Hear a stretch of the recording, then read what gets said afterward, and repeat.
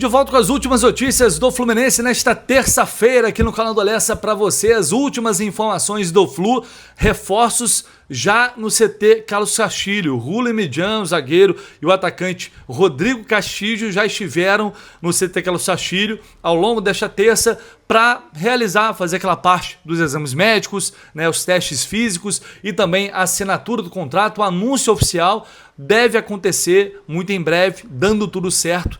Os dois serão anunciados pelo Flu. Midjan vai assinar um vínculo por 4 temporadas, pelo menos essa é a informação que a gente tem. Isso deve ser confirmado oficialmente pelo Fluminense. E o Castilho, um vínculo válido por 5 temporadas. Mas, pô, essas 5 anos, sim, gente, é um valor muito alto. 50 milhões, mais de 50 milhões de reais. A maior contratação da história do Fluminense. O contrato longo é justamente para respaldar isso.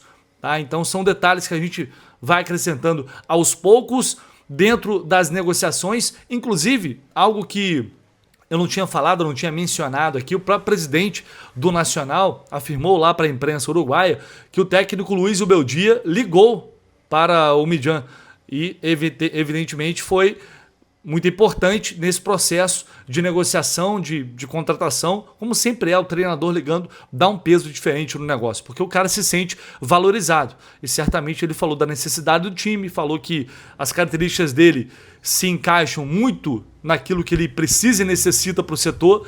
E não é por falar, né? Falar por falar, porque realmente, pelo que eu vi até agora do colombiano, é um canhoto, é um jogador que vai chegar para tomar o lugar do Freitas, a tendência pelo menos é essa, com muita saída de bola, é um cara que tem personalidade para sair jogando, que também tem bola longa, enfim, atributos que eu acho que contribuíram, na minha visão pelo menos, para a manutenção do Freitas em tantos jogos, por mais que ele estivesse errando, por mais que ele tivesse atuações muito contestáveis. Então o Rula Midjan chega para resolver essa questão e se tornar titular no setor. Acho que não tem muito debate quanto a isso, vai ser questão de tempo. Vamos ver quando o Zubeldia irá tomar essa decisão. Inclusive, em relação à escalação do próximo domingo. Se ele vai manter o Freitas ainda diante dos últimos erros dele, que são muitos, é verdade, mas das críticas que estão cada vez mais pesadas também pelo último clássico contra o Vasco. Vamos ver o que o Zubeldia vai aprontar para a final do próximo domingo, mas vale reforçar também em relação aos reforços, eles não podem jogar, tá, gente? O Fluminense está correndo para dar entrada no contrato, aquilo que eu falei para vocês aqui já, registra no TMS da FIFA, que é o sistema eletrônico da FIFA, para registrar a transferência, depende da documentação do Lanús e também do Nacional, e aí, dessa forma, dá entrada no contrato na CBF, deixa ali no BID com pendências e depois, com mais calma, aí dá tempo de regularizar tudo para a estreia no Campeonato Brasileiro, estreia deles, uma possível estreia, que seria contra o Remo, dia 12, na outra semana, meio da semana que vem,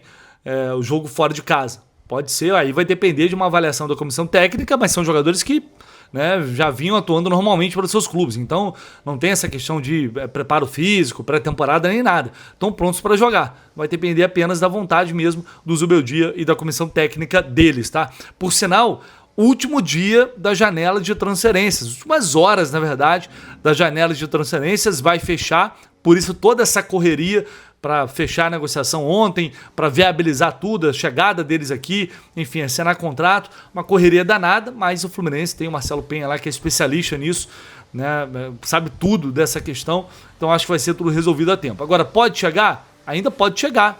Nessas últimas horas? Acredito que não, mas pode chegar. A partir de amanhã, o Fluminense busca um meio de campo. Falei sobre isso mais cedo aqui. Alguns jogadores já estão sendo especulados, mas como eu não consegui confirmar o nome de ninguém, eu não vou falar aqui para gerar especulação, né, até porque não foram nomes vazados ainda, mas a gente está atrás, está apurando aqui para tentar descobrir quem é esse jogador que o Fluminense está buscando para vir para o meio de campo. E aí tem a janela interna aqui nacional, aberta até o dia 27, que é para jogadores que disputaram os campeonatos estaduais ou que ficaram sem contrato até o encerramento hoje da janela oficial, tá? Então ainda é uma posição que o Fluminense está buscando para daí sim fechar definitivamente o grupo, o elenco, até pelo menos o meio da temporada, lá para o meio do ano, quando vem uma outra janela, e aí, como sempre acontece, o elenco é reavaliado. E com essas chegadas desses dois jogadores, eu creio, isso é um sentimento, porque não tem jeito, futebol, não tem como você prever nada. Você acha que o cara vai chegar, vai jogar pra caramba e não acontece. Às vezes você não dá nada pelo cara e o cara chega e explode. Então, a sensação que eu tenho com a chegada desses dois jogadores, e era uma coisa que eu batia muito nessa tecla, eu falei, cara, só vai dar para avaliar a janela do Fluminense quando ou se esses jogadores forem contratados, porque serão avaliações totalmente diferentes caso não ocorra. E aconteceu. Talvez não os reforços que a gente imaginava, porque para a zaga a gente queria o Nino. Ele ainda pode chegar no meio do ano. Ainda existe essa possibilidade. Sim, existe. Mas em relação ao camisa 9, foi prometido um jogador de peso, um reforço de peso, que não é o Castillo. O Castillo é um jovem, é uma aposta que pode amadurecer, pode evoluir, pode dar muito certo, como também não pode. Assim é o futebol. Depois veio o Buanga, criou-se uma expectativa muito grande. Enfim. E aí vem um jovem que no futebol argentino era considerado por muitos até o melhor centroavante do campeonato argentino, ou pelo menos ali, né, top 3, top 2, enfim, a avaliação deles lá. Isso me permite acreditar que o Fluminense, que já iria dar trabalho de qualquer jeito, com esses jogadores em mãos, o Zubeldia pode aumentar ainda mais o nível dessa equipe. E eu tenho a sensação que o Fluminense vai dar ainda mais trabalho com esse elenco que tem hoje. Só o tempo vai dizer se realmente essas carências, os problemas que a gente tinha, foram resolvidos. Não tem como cravar nada agora. A gente debate uma série de questões, valores, custo-benefício, porque foram investimentos pesados. Né? O Fluminense tinha 15 milhões para investir no Buanga. Pegou esses 15 milhões e botou em 2 jogadores. A decisão foi certa? Uns vão achar que sim, outros vão achar que não, mas o que vai provar, o que vai mostrar, como sempre, é o campo. O campo é que determina. Mas eu me permito sonhar, eu sempre tento frear um pouco a expectativa, porque depois o tombo pode ser grande, mas eu me permito sonhar com realmente o Fluminense disputando os títulos com esse grupo que tem hoje. Jogadores, características diferentes, né, que oferecem ao treinador a possibilidade de mexer com o time, às vezes até mesmo sem ter que tirar peças, mas taticamente, jogadores que não são espetaculares, não são craques, mas são bons, e sendo bem treinados como eles são, o nível sobe. Né? Foi o que eu falei para vocês. Esse time, se ele for mal treinado, ele vira nota 6, 5. Se ele for bem treinado, ele pode bater nota 8 ou mais. Né? Essa é a sensação que eu tenho diante dessas últimas movimentações do Fluminense no mercado. Vamos torcer para que eles cheguem, se adaptem rapidamente e possam entrar no ritmo dos demais o quanto antes. E claro, correspondam às expectativas. O Castillo não tem jeito. Vai ter um alvo imenso nele. Não tem o que fazer. Ele chega para uma função que a gente está desesperado desde o ano passado. E chega como a contratação mais cara que o Fluminense fez na sua história. Ele vai ter que saber lidar com essa pressão e espero que ele vai ter que saber lidar com essa pressão e eu espero que ele consiga de fato fazer isso. Para a gente fechar, tá rolando aí uma história, na verdade não é história, né? Uma entrevista do presidente do Libertad, lá do Paraguai, o Rubem de Tore, ameaçando acionar o Fluminense na FIFA devido a uma dívida com o Lescano. E aí o que está rolando, o que está acontecendo? Né? Pelo menos de acordo com ele.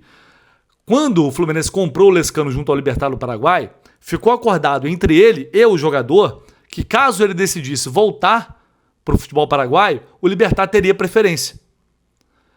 E aí o Lescano foi parar no rival, no Olímpia. Vários clubes foram especulados. O Libertad não esteve entre os especulados. Por quê? Segundo ele, o Fluminense não aceitou negociar com o Libertad, o ex-clube do Lescano. Mas por quê? Ainda de acordo com o Rubem de Tore, o Fluminense, ao longo do período de pagamento, pediu para flexibilizar um pouco as parcelas, ou seja, estender um pouco mais o pagamento. Num primeiro momento, foi atendido. Restava uma parcela final. E aí o Fluminense novamente fez o pedido. Pô, não dá para esticar mais um pouquinho? Porque tá pesado aqui? Pode ser, beleza? E aí eles negaram. Não aceitaram. Segundo o Rubem de Tore, esse foi o motivo para o Fluminense retaliar, não aceitando negociar o Lescano com eles. O Libertad tem 50% dos direitos econômicos do Lescano, segundo ele disse. Então, como forma de resposta, agora o Libertad pretende ir à FIFA reclamar porque o Fluminense não pagou e, eventualmente, isso pode ocasionar um transfer ban. Né? Essa é a versão do Libertad. Tá? Deixando bem claro isso, porque eu fui até a assessoria de imprensa do Fluminense buscar uma resposta oficial do clube, por enquanto ela não chegou. Então, quando ela chegar, eu vou trazer aqui a versão do clube em relação a essa história. O que temos agora é uma entrevista que está sendo, o Fluminense vai levar transfer ban. Calma que também não é assim. A gente tem que entender a situação e saber o que está acontecendo. Né? O Fluminense deve se manifestar em breve e a gente vai trazer a versão do clube para saber se é realmente essa história ou não. Mas é uma acusação que faz, dizendo que o Fluminense ficou puto e por isso não levou o Luiz Cano para lá e agora os caras estão respondendo, ameaçando colocar na FIFA. E tanto é que tornou público. Tá? Então qualquer novidade sobre esse, qualquer assunto, você sabe, você acompanha aqui no canal do Lessa. Vou te pedir para você deixar seu like, se inscrever aqui no canal, seu comentário também é muito bem-vindo e a gente volta com muito mais informações em breve. Tamo junto.